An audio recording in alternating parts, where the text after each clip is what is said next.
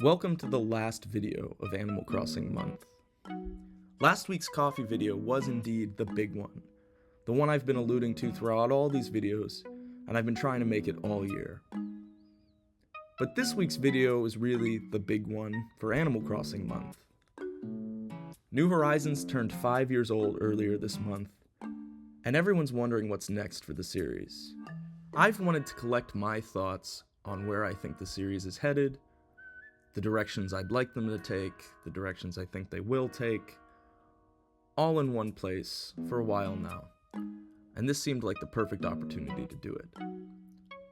However, last week's video was very laborious, and it was, without much exaggeration, a nightmare to make. I really hated it. So for this week's video, I'm trying to keep things relaxed. Relaxing to make, and relaxing to watch, hopefully. So join me as I try to dissect where I think Animal Crossing is headed. Let's start with the big picture. I think that the series has 3 paths: New Horizons 2, a bigger departure, and a total departure. Let's start with the first option. There's a lot of potential in making New Horizons 2. There's lots of content from the old games to add back in, and there's a lot of potential for expanding the new features in New Horizons. The special characters they added in the DLC are one example of older content. These were added to a campsite area, I think primarily because of the limited scope of the DLC, but they also possibly didn't want to overwhelm island designers with new buildings. I am sort of against this approach because, as I mentioned in my LEGO Animal Crossing video, I think that having to redesign a space introduced new opportunity for gameplay. That's more fun, in my opinion, and I always had in the back of my mind the need to rearrange as they added more buildings, but they never did. Instead, they kept everything separate and kept things pretty limited. Part of this could be a physical space issue with the island as well. With more space, the players have a bigger canvas, and with that, more buildings won't necessarily obstruct creativity. Size is a very easy change to make in a new game. With more compute power, they can make a bigger space, load a bigger space, and I think that above all else, that's what's most likely is a bigger play area rather than being the same or even smaller. So, as for the new features in New Horizons, I think that landscaping has ample opportunity for growth. I've really wanted to stack cliffs up to the edge, so you could have a cliff that's 2 tiers high, and waterfalls that are 2 tiers high or 3 tiers high. I've also seen some ideas online that I really like. One that sticks out to me is the ability to build bridges over cliffs or build tunnels under them. So, New Horizons 2 has a lot of opportunity. There's a lot of growth, a lot of ways to add more mechanics, and I think that it would be a totally valid approach. But I'm expecting somewhere in between a simple New Horizons 2 and something with a bigger departure. I think that they would like the next Animal Crossing game to have its own identity, and I think that they'll pursue that. On the other hand, I think that a total departure is very unlikely.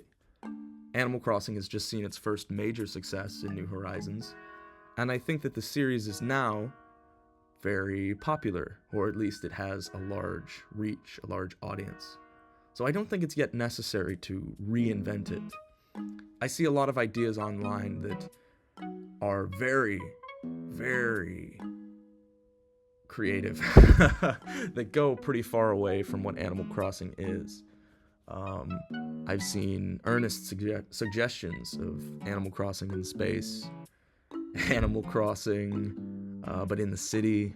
The city is pretty close to Animal Crossing as it is, but it is, I think, a bridge too far, both for me personally and I suspect for the series aesthetically and in its setting. So I think that it's not time for reinvention. I don't think it's very likely, and on a personal level, I don't want it. Maybe that's my own bias, but I think that New Horizons overall provides a foundation. I don't think it's necessarily the skeleton, as it were. I think it is instead a foundation. There's a lot to build into that, onto that, and I'm looking forward to seeing it. The next topic I'd like to discuss is the visuals of the future game. Animal Crossing has always reused assets, except for New Horizons, which set a great new baseline. It looks great, assets are made at high fidelity, and I think that that's a great springboard for future games. To that end, I'm expecting the interiors to look almost exactly identical. Maybe there will be new rendering effects, new lighting, and of course a higher image resolution, but functionally the interior style I think will stay. The outdoors, however, I think has a lot of opportunity for visual changes. And I think our best reference already exists. At CEDC 2020, the developers showed off some screenshots from in development, and we can see that there was at one point a billboarded or otherwise shaded three-dimensional grass that likely would have had the same wind effect applied to it as the flowers and trees do in the final game. And I would love to see that return, and I think it's quite likely. I'm not sure why they abandoned it. I am not sure what they said about these screenshots in their presentation, but I really do imagine that they moved away from that out of technical consideration. And I think that if they added back in that grass, that would be enough for me visually. I think that that would be a totally valid visual enhancement for a sequel. I would be content with these graphics in the next Animal Crossing game. However, there are other paths they could take. One that is always on Animal Crossing players' minds is the world's shape. Since Wild World, the game has been on this sort of rolling log world, which I used to really dislike, but I've warmed up to with time, or at the very least gotten used to it. I think I would still prefer a flat Earth. I don't necessarily think it's likely, because they've already solved what I think is the major problem with the rounded Earth in modern Animal Crossing, which is the furniture being outdoors. The furniture was always meant for the flat interior spaces, and now they're out here on these curved spaces. They've solved that issue on a technical level and on a visual presentation level as well, so I'm not sure if that's an issue they will feel the need to sort of unsolve, right, and approach differently. But I do think that it would look better for these flat items to be in a flat Earth instead of such a visibly distorted one. So, to that end, I think they could pursue a flat Earth. Always related to discussing a flat Earth in Animal Crossing is more conventional camera, or more conventional camera control. Camera control is interesting in Animal Crossing. In New Horizons, you have a totally free camera for the interiors to look around, which I really, really enjoy. I think for outdoors, though, that might not be the best path. I expect, if there is camera control, that it would be in a few set directions. We've actually seen camera control in New Horizons thanks to a video by Boundary Break. And I think that the screenshots from that really show how a different perspective could breathe a lot of life into the environments. Seeing this plaza from this angle really makes it feel more tangible to me. If there were camera control, I think it would have to be simple, accessible. Many different people of different ages play Animal Crossing, and I'd like that to stay accessible. And I also think it's really important to both the identity of Animal Crossing and to its playability that there is that home direction that is easily reset to. A simple north, south, east, and west. I think that clicking in the stick or some other easy input would make sense as a way to always be able to pan back to that default camera from anywhere you are. And from there, I think that it would be really good. If they had camera control, they would need to redo assets. We see, again from Boundary Break, that New Horizons is sort of a smoke and mirrors world, as you would expect, you know. The buildings are very thin facades, and they'd have to have 3 more sides. The trees would have to be redesigned to be truly 3D, and I would look forward to it. I would really like to see that. That's a big change, though, and I'm not sure if they'll go for it.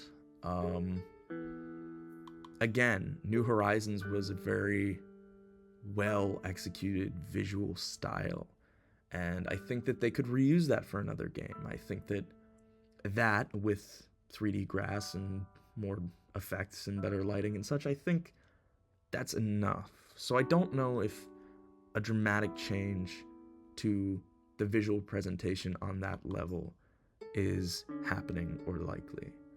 I would be very open to it, though. Regardless of how the camera and the shape of the Earth is, I'd like to see better scale with these islands. I mentioned having more buildings before.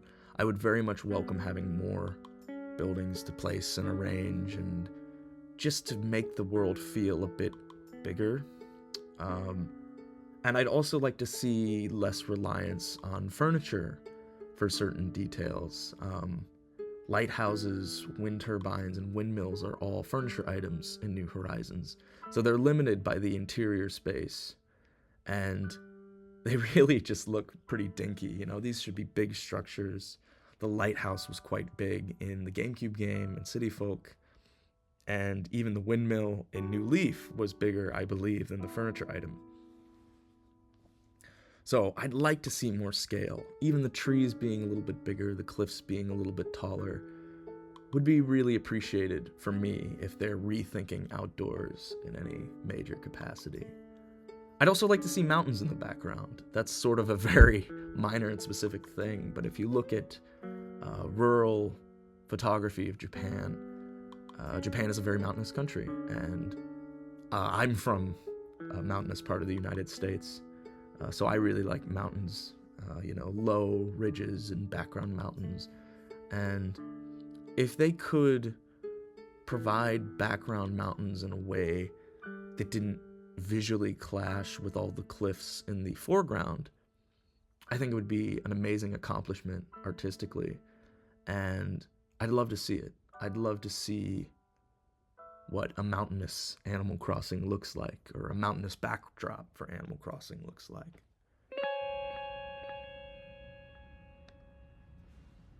Alright, now I'd like to talk about the structure of the next game, its premise, its setting. I would prefer that the island setting of New Horizons be a one-off thing. To speak favorably, it would be making New Horizons more unique and give it its own identity. But to concede my biases, I just don't personally care for it.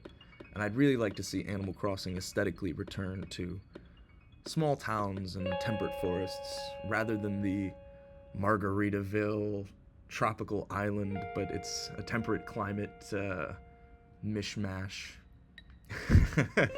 aesthetic that it has now. But on the other hand, New Horizons reached such a massive audience compared to previous games, so Animal Crossing may be synonymous with islands to people. Islands may be what Animal Crossing is now, and I'd hope that it's not, and I would hope that they're comfortable with moving things back, but I wouldn't be too surprised if islands remain. generally that sort of setting isn't too much of a concern for Nintendo. I would think that even though they don't want to change the identity, the core identity of Animal Crossing yet, that they would be more flexible with that sort of thing.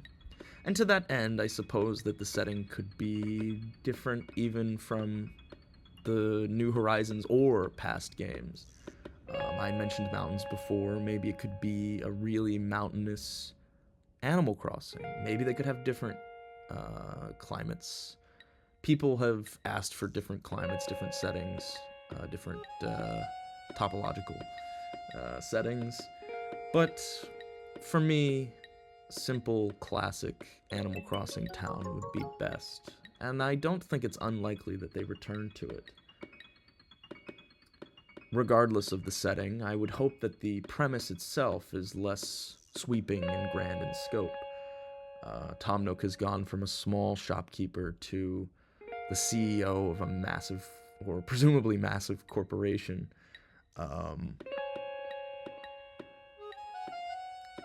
I don't think that Nook as a character should roll back. I don't think that necessarily they have to pull the scope of the world back, but I would really like to see the player's world in it be not so grand. New Leaf, you become the mayor, which felt huge, but New Horizons goes even further, I would feel, with moving to this private government, conquering this island, and becoming the favored denizen of the CEO, owner of the island. It's very strange. I think that New Horizons, not to criticize it too much, it's not really what this video is for, or something I'm interested in doing, but I don't care for its setting. I don't care for a lot of its world building in that respect. I think that the Island Getaway package is a good idea. New Horizons has a very tightly coupled identity with the game and its sort of narrative, but I just don't think that that narrative feels good. It's very unpleasant that Tom Nook is sort of this almost, tech oligarch type figure. And I think it's just strange. I think it's really, it pushes my suspension of disbelief a little bit too much. And I think that we've already seen a likely path, and really a better path, in New Horizons through Happy Home Paradise, where you are an employee, a part-time employee, and a design specialist, a consultant. And I think it's really genius to incorporate that from the spin-off of Happy Home Designer into the main games. Being a design specialist, a part-timer, sort of a consultant, really is a harmonious fit with the gameplay of Animal Crossing. You have a lot of creative control, and a reason to have a lot of creative control, but you also don't have the narrative impression of a lot of power and importance. You have all of this freedom, but you're beholden to people, and they are seeking you out rather than being mayor or being island representative, where you're sort of at the center of the universe. So I really think that it's quite smart, and it's quite likely that they're going that way to allow the player to be, in terms of gameplay, the center of the universe, without having that uncomfortable atmosphere. And it also makes sense that you come and go as you please. It doesn't break the ludonarrative dissonance that the mayor bought a different game and disappeared for 6 months. It's just a part-timer who's not here, right? It's a consultant who's not here.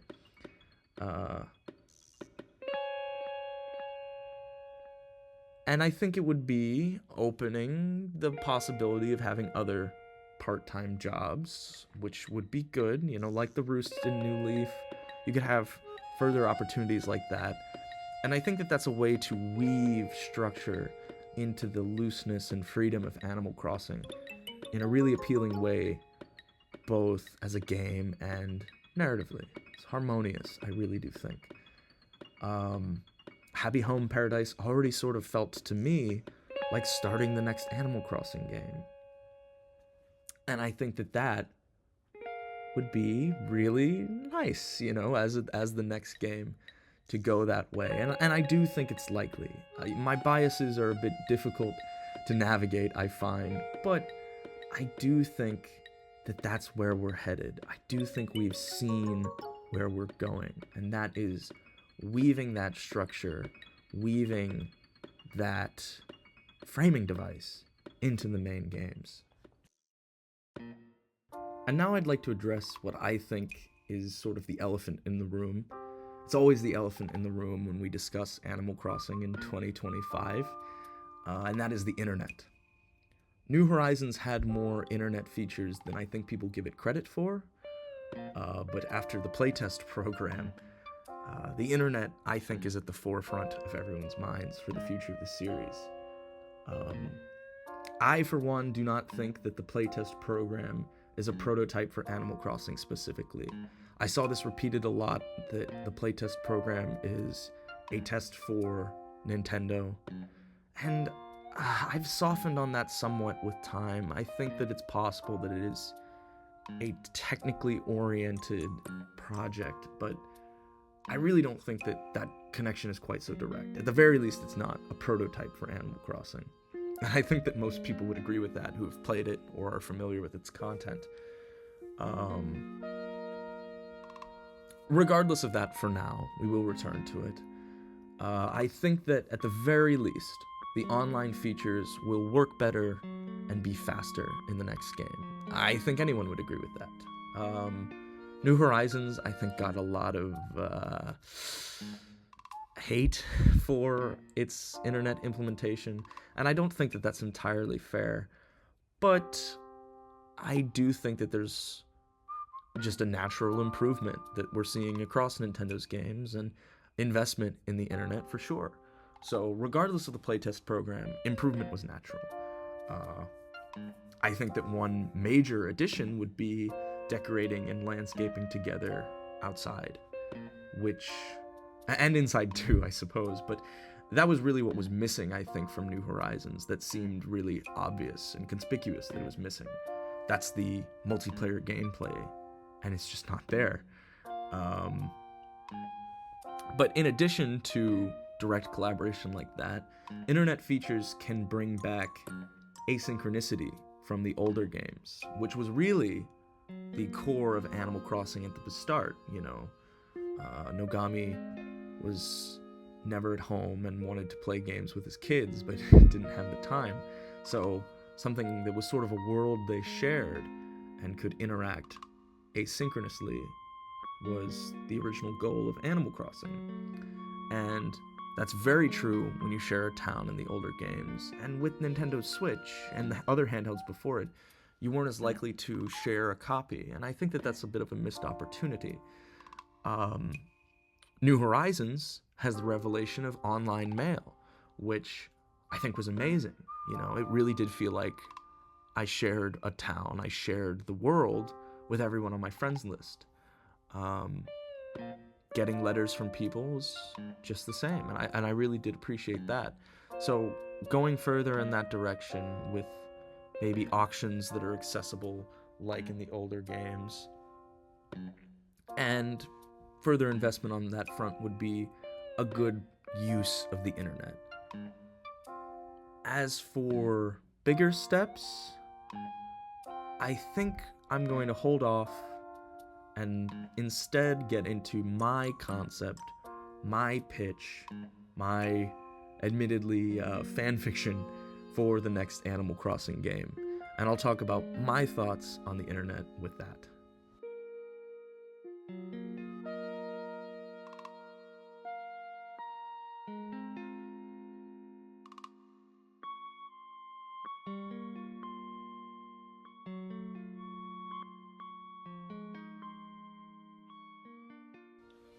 Alright, now I'd like to get into my concept for the next Animal Crossing game. I'm not going to get into too much detail. I just want to sort of paint one picture, my own picture, of what the next game could look like specifically. obviously this is fan fiction, and fan fiction is pretty embarrassing and myopic. But I hope that people appreciate what I'm going for here and how I'm trying to unify different aspects of the series with it. The first component is the premise of it. I think that the player gets off the train. Similarly to New Leaf, they're headed for their part-time job as a design consultant for a regional branch of a company. Maybe affiliated with Nooks Homes, maybe it's Paradise Planning or related to that, maybe called something like Happy Homes Incorporated. And you're a design consultant just like Happy Home Paradise. And that's your job, you know? And through that, you could even have a tutorial like the older games, you know? If it's an office in the playable area, you know, you could do really classic stuff, like here's a bunch of flowers to plant, you know? Maybe some clients to talk to. Deliveries wouldn't make much sense. They could if they wanted to, actually, but maybe talk to Tom Nook or the Nooklings to get furniture, you know? I think that being a part-time employee would be great. Really, really great. And in addition to all that, all players sharing that save would have that island representative privilege when they're working. And mayor privilege, right? In certain contexts. So I think it really addresses all of that really well. And in addition to that, it would make all players of the game across the world coworkers, right? Just like everyone was a customer of the Island Getaway package, everyone would be coworkers at this global corporation, which I guess is a little bit dark. Thinking about capitalism is sort of dour, but that's sort of how Animal Crossing is and always has been, sort of. So, you know, it's nice in sort of a twisted way. You would work for villager clients who would have requests for their interiors, but also, I think, their exteriors. They really should have, I think, lots, dedicated exterior lots that are their spaces that you can't change all the time. And they could have, you know, default layouts that would be changed as part of this gameplay loop. Some villager clients would want you to, you know, scope out real estate for them and move, right? Or move new players, not new players, but move new villagers in, move new residents in. And you could work through all that and more in the town alongside Mayor Isabelle. Give it up for Mayor Isabelle. I'm one of those people, and really, I think everyone should be, because it's coming. It's gotta be coming. Her time is now. You know, if you keep thinking Isabelle's gonna go away, it's not gonna happen. She kind of got sidelined in New Horizons, but that's like the main character now. They put her in Smash Brothers. She's gonna be Mayor. It's gonna be great. It's gonna be great. Mayor Isabelle. Give it up for Mayor. So Mayor Isabelle would contract the company to help renovate, redesign, lay out the town. And you would engage with designing the town that way. Again, you have all of the creative freedom, but rather than you being at the center of the universe, as we discussed before, it's given to you. It is something that people are seeking from you, rather than you just being king, right? You have control, but not power. I mean, obviously you would have power, but not narratively. All right, so that's my concept for the core framing device of the next Animal Crossing game. And it's really agnostic between an offline approach, or rather a New Horizons-like offline approach, and something that engages with the internet more transformatively. Of all of the transformative internet changes that they could take, I really think that what I'm about to describe is more or less the most likely. Obviously, my biases confound this, but it's my most wanted, and I think it's more or less the most likely approach. You see, I think that Animal Crossing towns should be able to be hosted like Minecraft Realms. Minecraft Realms are the most old Animal Crossing-like game experiences I've had in the past few years, sharing a space asynchronously with people I rarely see in person. Playing together, playing at different times, sharing a space. I would love to see Animal Crossing pull back some of that energy in a new game. You could even share multiple towns. In addition to having multiple houses in your own town, you could have a house in a friend's town. That way you wouldn't have to share one space creatively, but could live in another person's town, or really live in multiple towns, because the reality is that you would have multiple friend groups that you might want to live in with, and you could stay at one of your separate houses, or stay in a different campsite. I'm meandering a bit, but I hope that I'm making the core idea clear, which is that you could have your save and your data be part of this Animal Crossing town network. Of course, I think it's very important that, just like Minecraft, offline play be the same. Not just be an option, but have parity. To that end, of course, you would be able to host a town the same way, entirely locally, and play online with other people just as before. People who live in a hosted town could visit you as long as you're online, and you could visit them and their hosted towns online.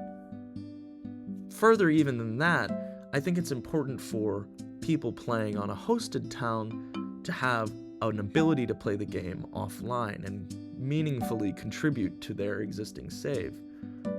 Obviously, this would be easily exploited, and I think it would be a great opportunity to bring back a certain mole, but you should be able to have an offline component because it's a handheld and you're not always going to have internet access. So my approach for that is that in addition to your town, every player would have an offline campsite that's sort of their home campsite.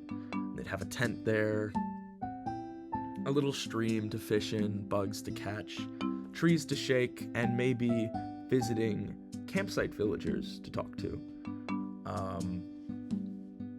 And players that play offline would just have that separate space, sort of for fun, right? For parity. Again, having those saves be the same regardless of whether you're online or offline. I think it would be really important to that end as well to be able to take your save, your town, and host it, start hosting it, pull it back as needed, and then within the game, move where your hometown is. You could move towns. You can move to someone else's town. You could move to someone else's town and then take a copy or I don't know. I'm really meandering now. And the specifics are a bit hard to parse out, I think. But the key takeaways, I think, are having towns as being able to be hosted, like Minecraft Realms. When you do that, your save being hosted, so you could live across multiple towns, and having that offline component, regardless, to be able to play offline and gather resources and such.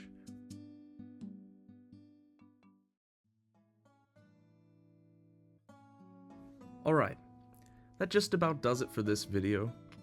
I hope that I hesitate to call it insight, but my predictions were interesting for people. I hope that some people heard some of these ideas and these viewpoints, these sort of beliefs about the games, and said, yes, we are kin, and didn't feel quite so alone. in their opinions, and I hope that people who disagree didn't find my presentation too objectionable. Obviously, the fan fiction is very, very specific. I tried to delineate what I think is best for my own interests versus what's best for the game series itself and its popularity and where those overlap. This video turned out to be very, very long, but I hope that it's relaxing for people. I hope that people don't find it too irritating and don't find my cadence too irritating. I'm meandering horribly, but I hope that that's okay. This video actually started creatively as something much more ambitious that I don't want to fully give up on. I'd like to try it maybe at some point. I had a list of 52, P52, very specific ideas, very specific ideas for the next game. And that turned out to just be not realistic in terms of the work required. I still want to make that video, or as I said, I have some aspiration of one day making it, but I think it's more likely that I just let it go because, by then, who knows? Maybe we'll have gotten an announcement, right? So instead, I want to pull 5 of my favorite uber-specific, very, very raccoon-oriented ideas from that list and talk about them here. Raccoon idea number 1. I think that this one is going to be the most widely appreciated, the least specific to myself. Having 4 soundtracks, 1 for each season, right? I realized in the past few years that having the 24-hour music doesn't make much sense when 7 p.m. in the summer feels so different from 7 p.m. in winter. And I found the Animal Crossing Mario Kart track in Mario Kart 8 to be very inspiring on that front as well.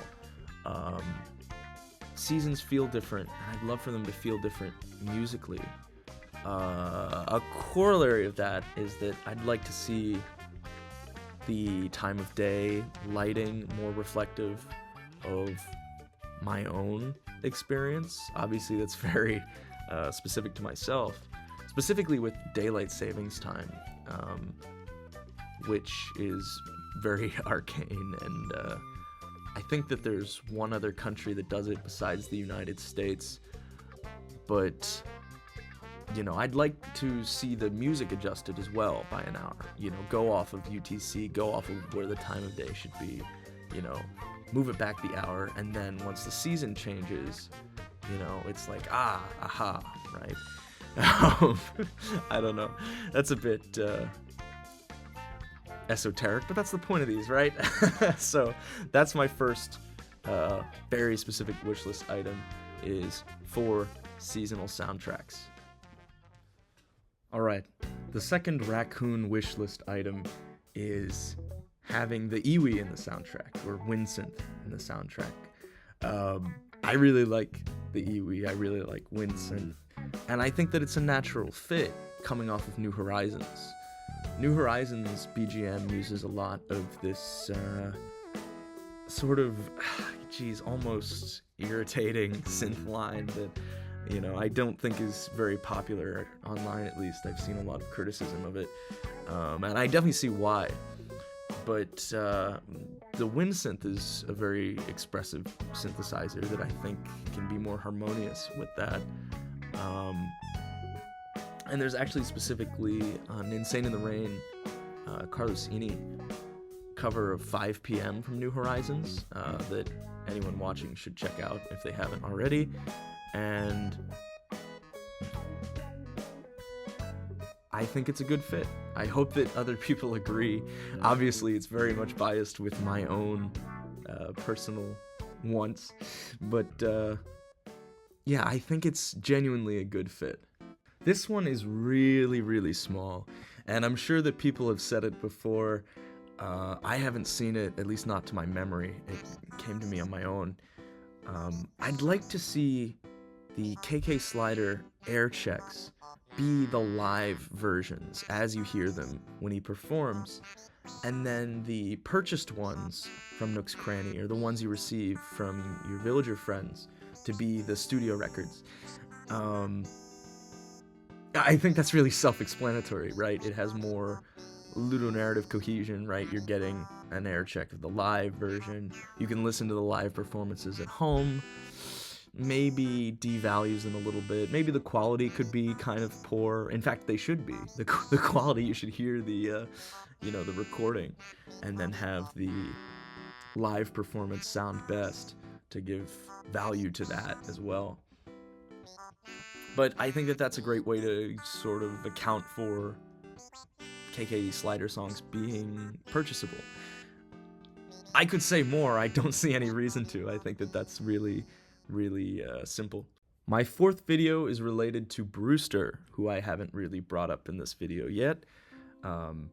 Obviously, if for some reason you're watching this video and you haven't seen my coffee video, please watch the coffee video. That's the main video. It's much better than this one. Well, that might be... I don't know. I'm not trying to be self-laudatory, but this video is just me talking for half an hour. So, in any case, this is about Brewster, and this is about the coffee, of course. I discussed in the coffee video that coffee actually tastes better as it cools. And I thought, well, wouldn't it make more sense if Brewster, instead of wanting you to drink your coffee hot and insisting you drink it hot, insists that you drink it at the right temperature? This does a lot of things. One, it's way more annoying, right? It's so easy to just hit the button and drink the coffee immediately. If he makes you wait, you actually have to sit there. But having to sit there and having those bits of friction, I think, are really important to the core identity of Animal Crossing. And the Roost in New Horizons is beautiful. It looks beautiful. I think it's really well executed visually, and you don't have much reason to stay there. So maybe if you could even, rotate the camera as you sat waiting and periodically checked in with Brewster to see if it was okay, right? And I think it would be kind of funny if, instead of actually hitting a target temperature, he wants you to wait forever, right? And his reaction is just less dramatic the longer you wait, right?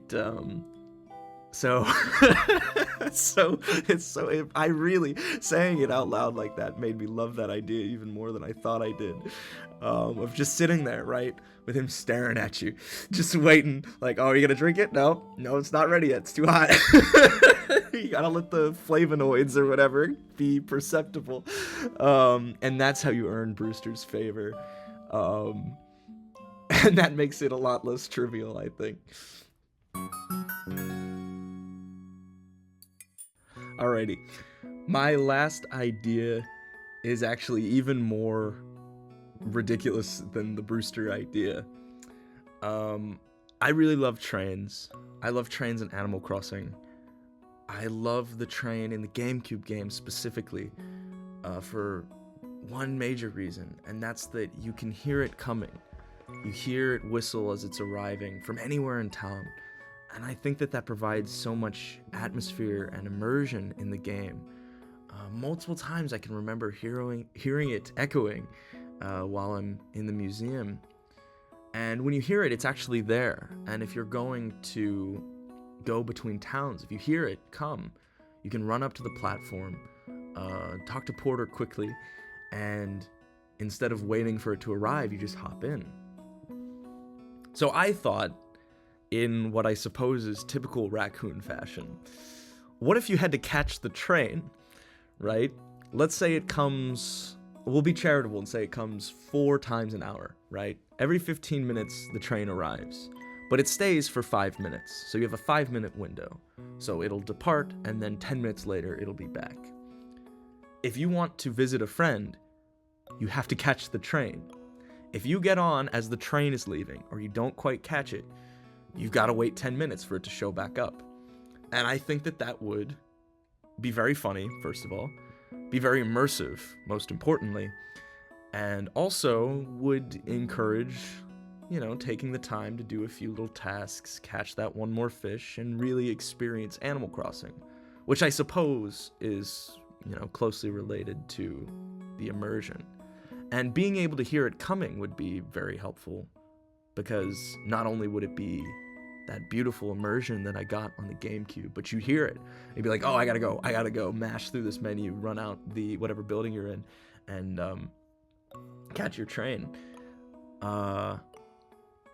This is a very minute point, but I think that if you were visiting someone, you really need to be able to leave immediately. I think that, having to wait to go somewhere is one thing, but having to wait to get out of someone's space is a lot different. So I think that your train visiting someone would be like a special that pulls off onto a second platform and waits. And the train station could even be a fully outdoor structure like it is in GameCube, rather than being a place you go in, like in New Leaf. I'd love to, walk up a little staircase and go across the tracks to the other platform without entering a building. I think that would be really just fun, just fun. And with the train arriving, it could even be, 30 seconds early sometimes. Maybe it could be 30 seconds to even like a minute late. It doesn't arrive exactly on time. In fact, it should always be a few seconds off. And I don't know. I think that would be one of the most complained about things. But I think that the reality of Animal Crossing is that those little things that you think you hate are a big part of the experience. And some things are just frustrating, obviously. With time and age and a full-time job, I've come to appreciate that more than I have in the past. But little things like that, regardless of what form that they take, are really my most wanted thing in the next game. And finally, as a little bonus for anyone who's managed to sit through me talking about Animal Crossing for 40 minutes, I'd like to talk about, or rather present, my English treehouse localized name for the next game, which is very, very fan fiction, very, very embarrassing. But that's why it's here at the end. The past two games have had that new blank format. New Leaf, I think, was really a great name for a very refreshed Animal Crossing experience. New Horizons works really well as well, I think. It took me a bit to warm up to it, but I mean, it just works.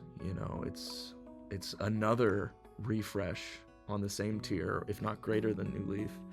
And it's both all about exploration, you're on the sea, and also, I think that the identity of New Horizons really wound up being isolation. Within the game, you're isolated and have to bring people from the mainland to set up shop and to live. And obviously it wound up being associated with isolation for other reasons as well. But I hope and again expect that the next Animal Crossing game will embrace connectedness. And I also think and hope, really just hope, that it sees a big return for trains. With that in mind, my concept Animal Crossing, I think I call Animal Crossing New Connections. Here's my logo. It's low effort and embarrassing, and if that doesn't say Raccoon's Real Deal Videos, I don't know what does. But I don't know. I think that gives you an idea of what I was going for, and I think it's cute. Obviously, I wouldn't do all this if I didn't like it, on some level at least. So yeah, that's gonna do it for Animal Crossing month. I'm pretty happy with how this turned out. It's been quite a trial, but I thank anyone who stuck around and check these videos out. I'll see you next month.